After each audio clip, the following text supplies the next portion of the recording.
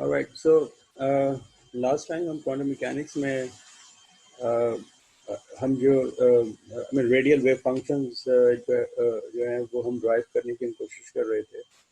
तो एक तो स्ट्रेट फॉरवर्ड तरीका था जिसमें से हम आर एन एल कैलकुलेट कर सकते हैं, और उसमें हमें बेसिकली जो है वो इंटीग्रेशन करनी थी, जिसकी कि एक एग्जाम्पल हमारे पास 6 इक्वेशन नंबर 6.153 है। क्या हमने for example n equals to 1, l equals to 0 और कैपिटल N इक्वल्स टू 0 हमने चूज़ किया, और उसको देखते हुए ये जो फार्मूला हमारे पास आया हुआ था, ये वाला 6.152 को देख तो बेसिकली हमने ये वाला फार्मूला इस्तेमाल कर रहे थे हम आर एन एल के लिए 6.152 का। और इसमें हम एल एन एल की हम मुख्तलिफ वैल्यूज़ हम जो है चूज़ कर सकते हैं या कंसिडर कर सकते हैं, और उनको को फिर हमें जो है इंटीग्रेट करना पड़ेगा इस फॉर्मूले को, ताकि जो हमारे पास कांस्टेंट्स हैं, जैसे कि A10 टाइप की जो चीज़ें हैं वो हमारे पास आ सकें। ये जो डायरेक्ट तरीका है ये अच्छा है, लेकिन इसमें आपको डायरेक्ट आपको ये बात बहुत अच्छी तरीके से अंदाज़ा हो रहा होगा कि जो सिंपल वैल्यूज़ हैं उनके लिए तो ये इनको करना आसान है। लेकिन जब आप थोड़े से हायर वैल्यूज ऑफ एन के लिए जाएंगे, यानी एन से मुराद मेरे पास principal quantum number small N है, और हम कैपिटल एन की मुख्तलिफ वैल्यूज़ को जाएंगे, या फिर ये जो स्मॉल एल है यानी कि एंगुलर मोमेंटम क्वांटम नंबर, इसके हायर वैल्यूज़ की तरफ जाएंगे तो चीज़ें कॉम्प्लिकेटेड होती चली जाएंगी, जो कि आपको फॉर एग्जांपल जब आप R20 कैलकुलेट करते हैं तो करते हैं तो उससे आपको जो है अंदाज़ा हो जाता है। तो इन चीज़ों को ओवरकम करने का एक और तरीका है, और वो ये कि हम जो है जो आर एन एल है वो हम कैलकुलेट करें लेगोरे पॉलिनॉमियल से। और जो लेगोरे पॉलिनॉमियल्स हैं वो हमारे पास दो तरह के हैं, यानी कि एसोसिएटेड लेगोरे पॉलिनॉमियल्स हैं, और जो सेकंड जो है वो हमारे पास सिंपल जो लेगोरे पॉलिनॉमियल्स हैं। अगेन ये हमारे पास लीनियर डिफरेंशियल इक्वेशंस हैं, और जिनके के जनरल सोल्यूशन हमें हमें मालूम है, और वो जनरल सोल्यूशन जो हैं वो समहाउ इन सर्टेन केसेस में हमारे पास बिल्कुल वैसे ही बन जाते हैं जैसे कि हमारे पास हाइड्रोजन एटम के जो रेडियल सॉल्यूशंस हैं। तो ये शुरू के अंदर इसने जो बिल्कुल जो आई मीन जर्नल फार्मूले हैं लेगोरे पॉलिनॉमियल्स के और एसोसिएटेड लेगोरे पॉलिनॉमियल्स के, वो उसने यहाँ पे लिख दिए हैं, और उन्हीं को वो थोड़ा सा और जो है आई मीन फर्दर एलेबोरेट कर रहा है। और यहाँ पर ये जो हमारे पास टेबल 6.5 है, इसमें बेसिकली इसने जो है वो हमें जो टेबल दिया हुआ है, और उस टेबल के ज़रिए से हम लेगोरे पॉलिनॉमियल्स एल के as a function of r, इसमें कोई r is just a variable. यहाँ पर आर से मुराद कोई वो फासला नहीं है जो अभी हम इससे पहले देख रहे थे कि आर जो है वो दो पॉइंट्स के दरमियान का रिलेटिव डिस्टेंस है। यहाँ पर आर से मुराद महज एक वेरिएबल है। बाज़ किताबों में इसको एक्स भी लिखा होता है, right, just to make sure कि आप उस आर के साथ कंफ्यूज ना हो। इसी तरह ये जो एसोसिएटेड लेगोरे पॉलिनॉमियल्स हैं एल के एन फंक्शन ऑफ आर, यहाँ पे अगेन आर जो है वो एक वेरिएबल है, ठीक है। तो बस ये ख्याल रखिएगा। तो मुख्तलिफ एन और के की वैल्यूज़ के लिए जो एसोसिएटेड लेगोरे पॉलिनॉमियल्स हैं उनकी उनकी वैल्यूज जो है वो यहाँ पे दी हुई हैं।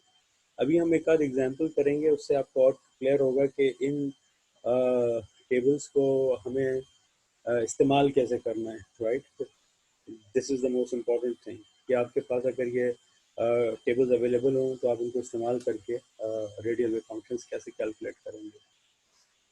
एनीवे ये यहाँ से यहाँ तक जितना भी है ये सिर्फ मैथमेटिक्स की भी है, but what we are really into is that के सर कौन सी देखिए, table? Sorry, say it again. Sir page number क्या है सर बुक के? ओह, या पेज इसके? नंबर। नजर नहीं आ रहा सर। पेज नंबर स्क्रीन 350 में है। टेबल अब देखो, आया नजर? नहीं सर, अभी भी नहीं आ रहा?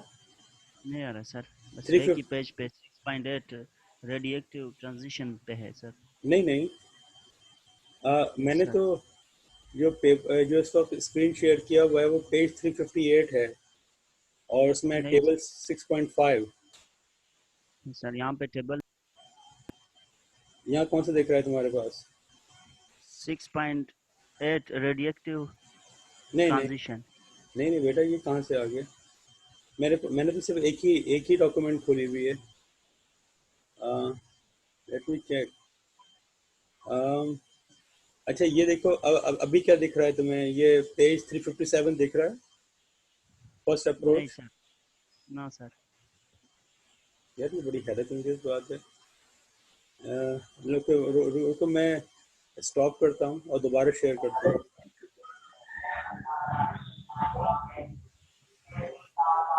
ये नहीं, ये नहीं, ये तो मैं अभी चेक कर रहा था। Stop second. अब बताइए, अब आपको ये पेज दिख रहा है 357?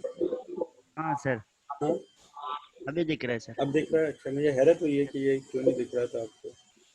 बहरहाल चलें, अच्छी बात है, अब दिख रहा है।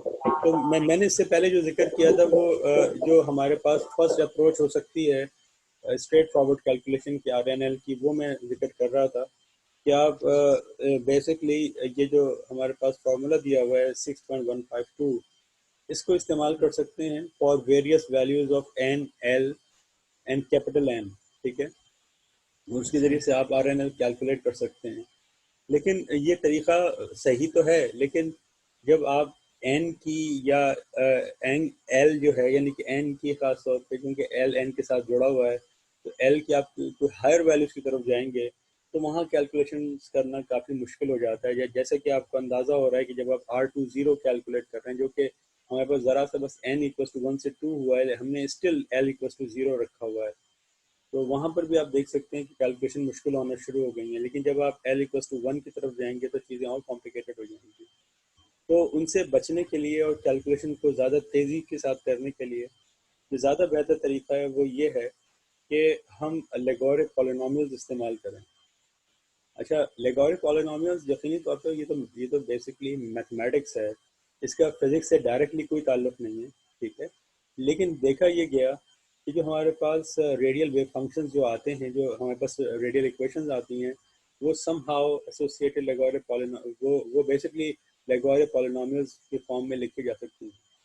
यानी कि हम ये कह रहे हैं कि जैसे किसी ने यहाँ लिखा हुआ है कि अगर फर्ज करें हमारे पास एक पॉलिनॉमियल हो r टाइम्स l, यानी कि मैं ये पढ़ रहा हूँ, यानी कि अगर हमारे पास इस तरह का पॉलिनॉमियल लिखा हुआ हो, r r की power l summation k to n b के r के, जो कि हमारे पास 6.152 में लिखा हुआ है, is a polynomial of degree n plus l। ठीक है, or n minus 1 since n equals to this polynomial which is denoted by l के n, यानी कि मैथमेटिक्स में इस तरह के पॉलिनोमियल्स को हम l के n, यानी l के n as a function of r sum is some variable known as associated polynomial, associated Laguerre polynomial. और और ये सॉल्यूशंस जो हैं वो बेसिकली श्रोडिंगर इक्वेशन के ही सॉल्यूशंस हैं।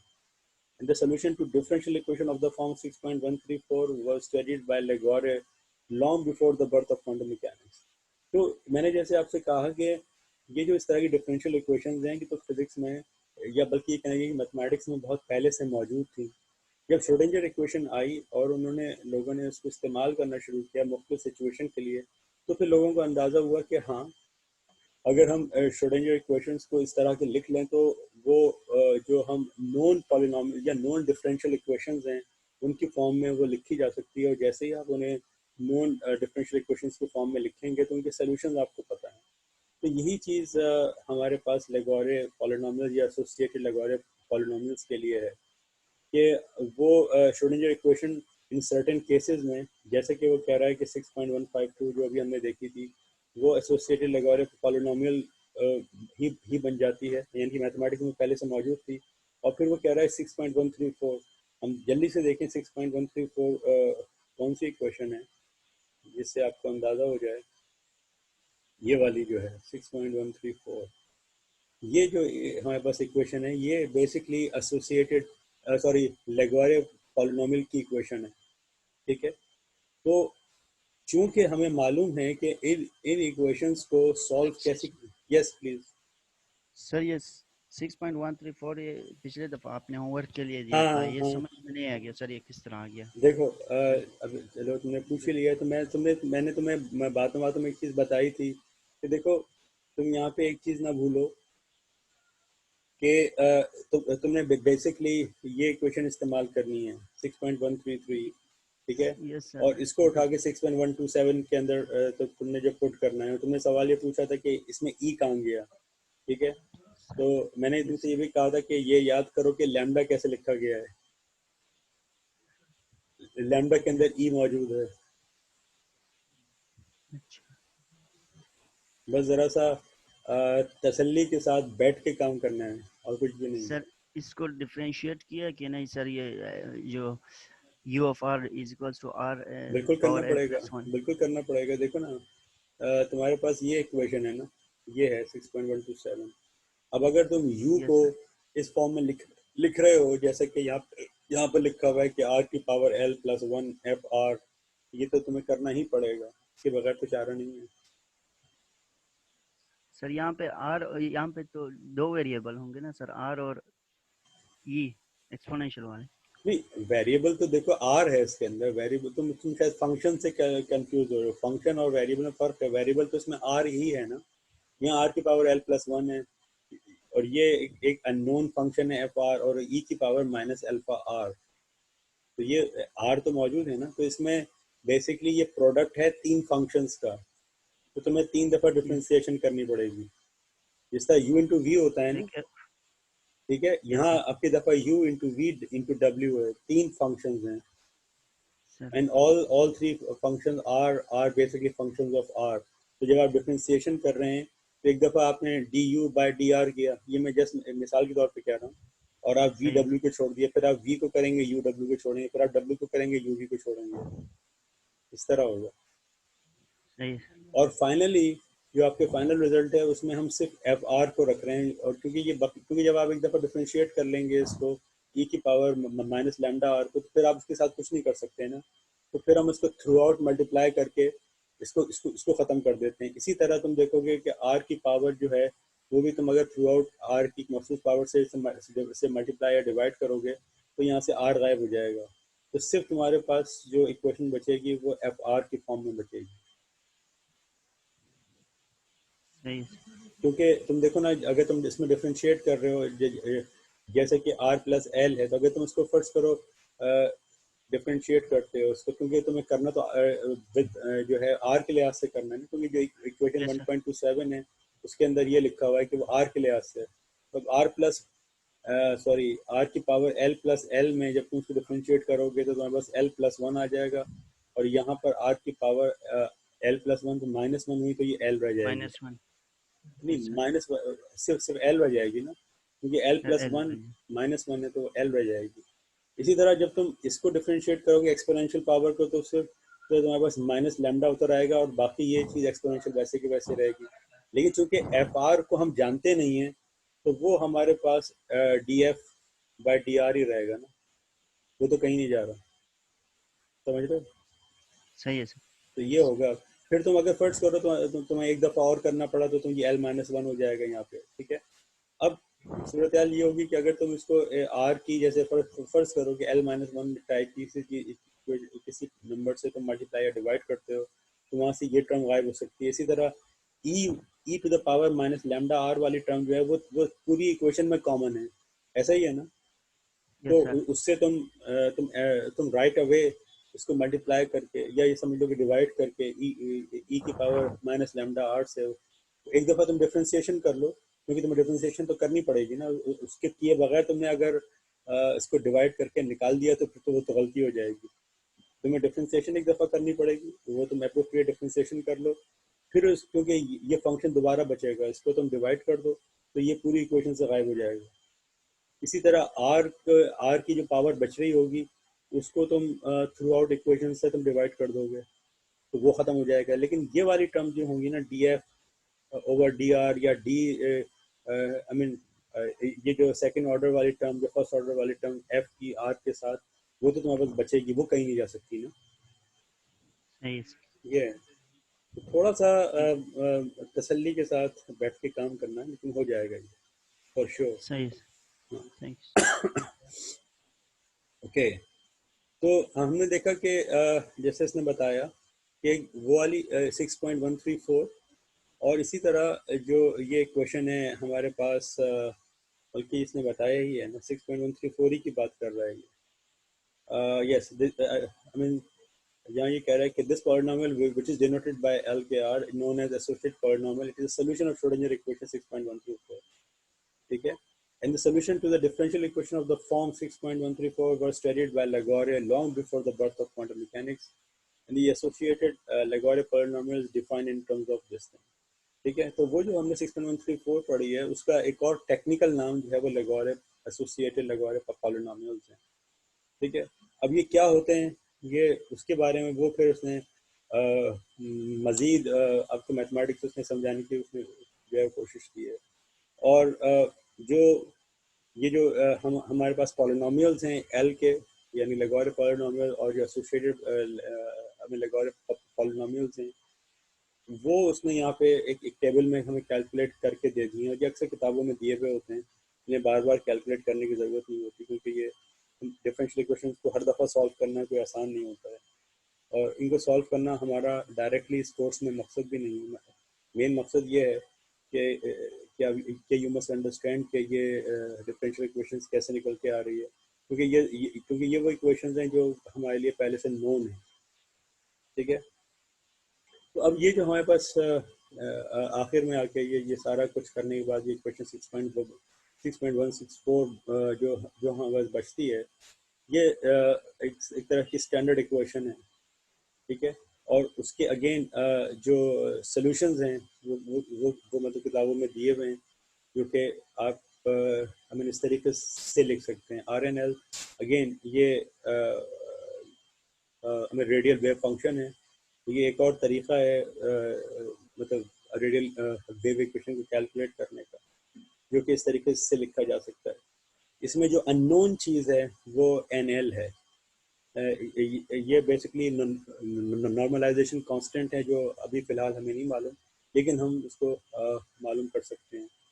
और उसको मालूम करने का तरीका ये होगा कि जो हमें मालूम है कि क्योंकि बुनियादी तौर पर हम ये सारा काम कर रहे थे, वो यू के लिए कर रहे थे ना, तो और यू बराबर था आर टाइम्स आर के, small r times capital r के। तो हमें बेसिकली क्या करना पड़ेगा, फ्रॉम ज़ीरो टू इन्फिनिटी इसको स्क्वायर करके जो है वो हमें इंटीग्रेट करना पड़ेगा, तो प्रोबेबिलिटी कैलकुलेट करनी पड़ेगी। ठीक है। अच्छा, और वो हमें मालूम है कि इक्वल्स टू 1 होती है। अच्छा, एक चीज़ और मैं बता दूं, देखिए इसमें इंटीग्रेशन जो है वो 0 टू इन्फिनिटी दी हुई है, minus infinity to positive infinity नहीं दी हुई। इसकी वजह क्या है कि हमने दरअसल क्या किया है कि एक टू बॉडी प्रॉब्लम को, जिसमें कि प्रोटॉन और इलेक्ट्रॉन इन्वॉल्व थे, ठीक है, उसको हमने कन्वर्ट कर दिया था बेसिकली वन बॉडी प्रॉब्लम में, और वहाँ पर रिड्यूस मैस जो था वो म्यू था। तो हम ये असल में अज्यूम कर रहे हैं कि अब की दफ़ा ये जो आर जो है वो बेसिकली एक रेफरेंस फ्रेम में फ्रॉम ज़ीरो टू ये जो जो भी इसका यानी कि ये पॉइंट हमारे पास सेंटर ऑफ मास का है, और यहाँ पर वो रिड्यूस मास लोकेटेड है, और from zero to this point is the distance r. ठीक है। अगर ये हमारे पास एक्स एक्सिस है, ये वाई एक्सिस है, और ये जेड एक्सिस है, और ये हमारे पास पॉइंट ज़ीरो जो है ओरिजिन, ये सेंटर ऑफ मास का है। तो सेंटर ऑफ मास से इस पॉइंट तक का फासला है, जो कि जिस जहाँ पर हम ये समझ रहे हैं कि रिड्यूस मास म्यू लाई करता है, वो वहाँ से वहाँ तक का फासला आर है। ठीक है। तो चूंकि वो और ओरिजिन हमने सेट किया हुआ है ज़ीरो का, तो इस वजह से हमारे पास इंटीग्रेशन जो है वो 0 टू इन्फिनिटी है, क्योंकि आर कहीं पर भी हो सकता है, क्योंकि ये रिड्यूस मास यहाँ भी हो सकता है, यहाँ भी हो सकता है, कहीं भी हो सकता है। तो वो आपने 0 टू इन्फिनिटी अब आपने इंटीग्रेट कर लिया, जो कि 1 के बराबर है। ठीक है। तो इसका मतलब है कि इस पूरी इक्वेशन को आपको स्क्वायर करना पड़ेगा, जो कि उसने यहाँ पर किया है। ठीक है। और पहले से लोगों ने ये कैलकुलेट किया हुआ है कि ये हिस्सा जो है वो बुनियादी तौर पर इसके बराबर होता है। ठीक है। और क्योंकि इस पूरी इक्वेशन के अंदर ये जो हमारे पास इक्वेशन है, इसमें जो मेन चीज़ है वो बेसिकली यही थी, क्योंकि बकिया ये चीज़ें जो हैं ये 2r/n0 ये तो कांस्टेंट हैं, और यहाँ पर ये ज़्यादा से ज़्यादा जो है 2l हो जाएगा। तो ये चीज़ चूँकि हमें पता चल गई, और हमें ये बात भी पता है कि यहाँ पर राइट हैंड साइड पर ये इक्वल टू 1 है, तो अगर हमें इतनी चीज़ पता चल जाए, कैलकुलेट हो जाए, तो बकिया ये चीज़ें कैलकुलेट करने के लिए एनएल के लिए हमें जस्ट इसको क्रॉस मल्टीप्लाई करना पड़ेगा। तो वो हमने यहाँ पे कर दिया। तो यहाँ से हमारे पास एन एल की वैल्यू आ गई, जो कि इसके बराबर है। ठीक है। और वो हमने क्या किया कि यहाँ पर पुट कर दी। ये तो वही चीज़ है जो हम पहले से यहाँ से आ रही है, क्वेश्चन 6.14 से आ रही है। तो एन एल की हमने वैल्यू कैलकुलेट की, और वो हमने 6.165 के अंदर हमने पुट कर दी है, और उसकी वजह से ये हमारे पास 6.170 जो है वो इक्वेशन आ गई। ठीक है। अब ये जो इक्वेशन है 6.10, ये बहुत रॉबस्ट किस्म की इक्वेशन है। ये हमें आर एन एल बहुत क्विकली कैलकुलेट करके दे सकती है। अच्छा, इसने हमारी आसानी के लिए कुछ आर एन एल कैलकुलेट किए हुए हैं, जैसे R10 कैलकुलेट किया हुआ है, R20, R30, इसी तरह R21, R31, R32। तो ये एक अच्छी एक्सरसाइज है कि हम इनको एक दफ़ा कैलकुलेट करके देखें। ठीक है। क्योंकि हमें मालूम है कि अगर हम वो जो पहला वाला तरीका था उससे कैलकुलेट करते हैं तो हमें बहुत ज़्यादा कैलकुलेशन करनी पड़ती है। अब की दफ़ा कैलकुलेशन तो करनी है आपको, लेकिन कोई इंटीग्रेशन वगैरह नहीं करनी है, ज़रा सा अलजबरा करना है। मिसाल के तौर पे हम अगर मैं उसको खोलता हूँ, कहाँ गई है हमारी वन नोट जो है, वन नोट किधर गया, one note, one note application, मैं यहाँ पे खोलता हूँ इसको, और हमें इसको एक दफ़ा एक आध कैलकुलेशन करके देखते हैं। ठीक है, कि ये चीज़ें होती कैसे हैं। मिसाल के तौर पे हम एक ये वाली इक्वेशन में आपके सामने वन नोट जो है वो मैं शेयर करता हूँ, लेकिन मैं इससे पहले एक दफ़ा इक्वेशन लिख लूँ, फिर मैं आपके सामने ये वन नोट शेयर करता हूँ। ठीक है। जस्ट गिव मी 1 मिनट, और इवन लेस देन 1 मिनट, ताकि हम एक दफ़ा इसको करके देख सकें। करेंगे तो फिर पता चलेगा कि ये चीज़ें प्रैक्टिकली तौर पर कैसे की जाती हैं। तो मैं एक दफ़ा एक इक्वेशन लिख लूँ, फिर हम इसको करते हैं। R n L function of r is equal to -2/n/a0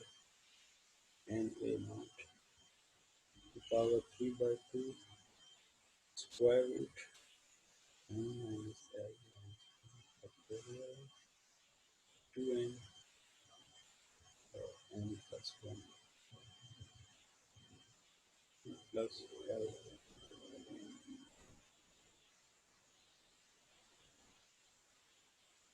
factorial whole power 3.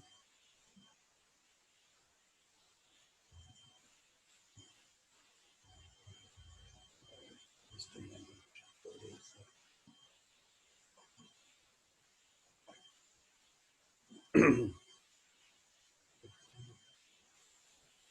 और यहाँ पे क्या आएगा, 2r over n/a0 power l e to the power minus r over n/a0 और l 2l plus 1 n plus l, ये function है 2r over n/a0। ठीक है। ओके।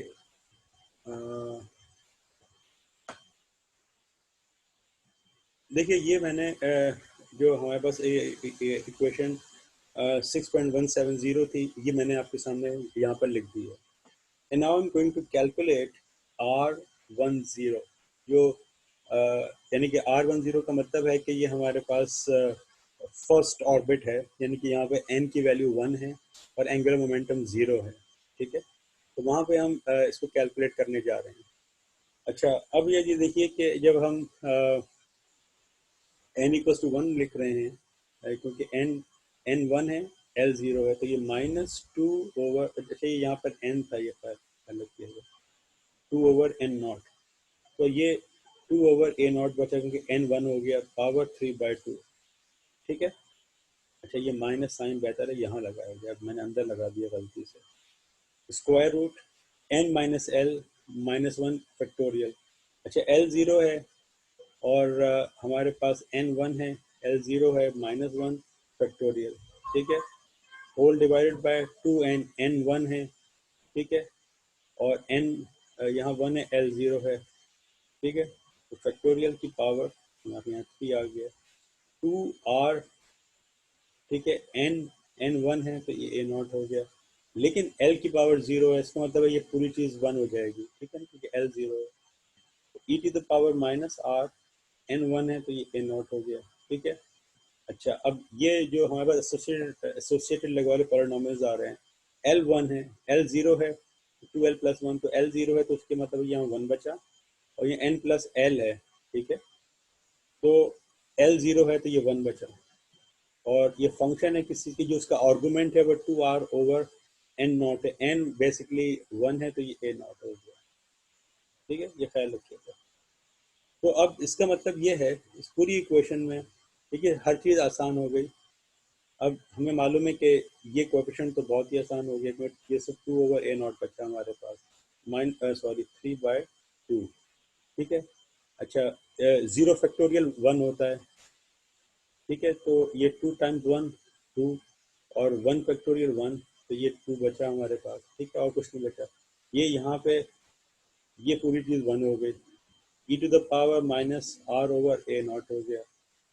अब ये चीज़ हमें पता करनी है कि L11 ऑफ दिस होल, क्योंकि आपको अच्छा ये मैं अगेन लिखाऊंगा कि देखिए यहाँ भी r है और वहाँ जो जो हमें टेबल दिए हुए वहाँ भी r है, बस फ़र्क है ये r वाक़ईतन डिस्टेंस है from zero, from origin to the point where mu lies, वहाँ r एक वेरिएबल है, बस ये ख्याल रखिएगा, वहाँ r का मतलब ये पूरी चीज़ है, 2r ओवर a नॉट, जो भी चीज़ बनेगी वो पूरी चीज़ है, ख्याल रखिएगा।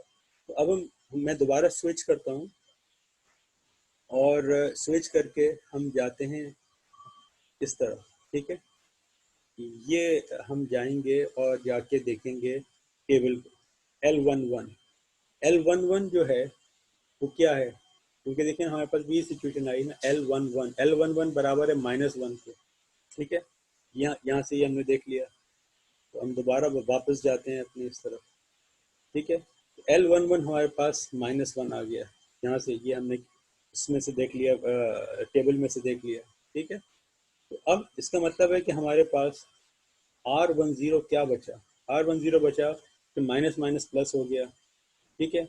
अच्छा 2 नीचे लिखा हुआ है हाफ में, ठीक है, यानी कि ये ऐसा ही है कि आप 3/2 माइनस हाफ करें तो क्या जवाब आएगा, क्योंकि यहाँ पावर 3/2 है और यहाँ पावर नहीं, यहाँ पे बल्कि क्या है, यहाँ पे पावर 1/√2 है, तो इसका क्या मतलब हो जाएगा, इसका मतलब ये हो जाएगा कि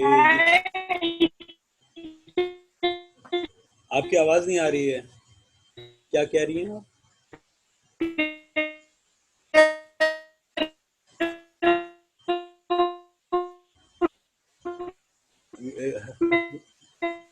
आपके आपकी आवाज़ नहीं आ रही है मुझे बिल्कुल भी। आप ऐसा करें, लिख दें अगर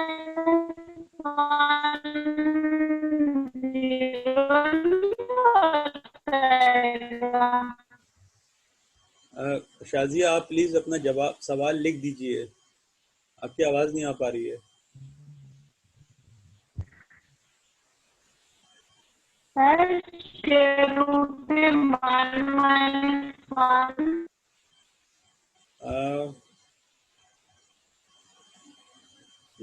स्क्वायर रूट में देखिए कहाँ पे, एक सेकंड रुकिए आप, एक सेकंड, देखिए हमारे पास ये फार्मूला है ना, ये फार्मूला है, तो यहाँ से तो यहाँ n1 था तो ये 2 ओवर a नॉट आ गया, और ये इसकी पावर 3/2 है, ठीक है। अच्छा यहाँ पे n1 था तो 1 आ गया, L0 है तो 0 है, 1 माइनस 1 0 हो गया, तो 0 फैक्टोरियल जो है बेसिक, यानी कि 0 फैक्टोरियल इज इक्वल टू 1 होता है, तो वो 1 आ गया। 2 टाइम्स नीचे 2n, यहाँ पर फॉर्मूला क्या था, आप देखें तो ये था 2n times n plus L factorial की पावर क्यूब। तो n 1 है और l 0 है और फैक्टोरियल है, तो 1 फैक्टोरियल 1 होता है, 1 की पावर क्यूब 1 ही होगा, तो ये सीधा सीधा 1/2 हो गया। ठीक है, ये चीज चूंकि एल की पावर 0 है तो ये 1 हो गई। ई की power minus r over n naught, तो एन 1 है तो ये minus r over a naught हो गया। और ये जो एसोसिएटेड लैगोरिथम पॉलिनोमियल है वो हमने चेक किया हुआ कि जब एल 1 होता है तो ये -1 के बराबर है।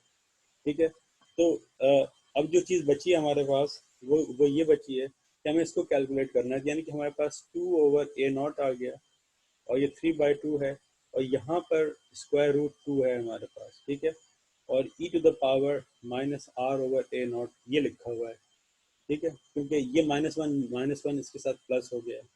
ठीक, अब बहुत हुआ तो हमें बस इसको, इस चीज़ को हमें एडजस्ट करना है कि यहाँ 3/2 है और यहाँ पर हाफ है।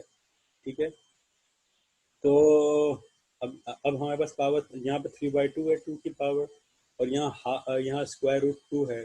लेकिन √2 किस में है, माइनस में है, क्योंकि जब ये ऊपर जाएगा तो इसकी पावर माइनस में हो जाएगी। तो 3 -1 यानी कि ये 1 हो जाएगा।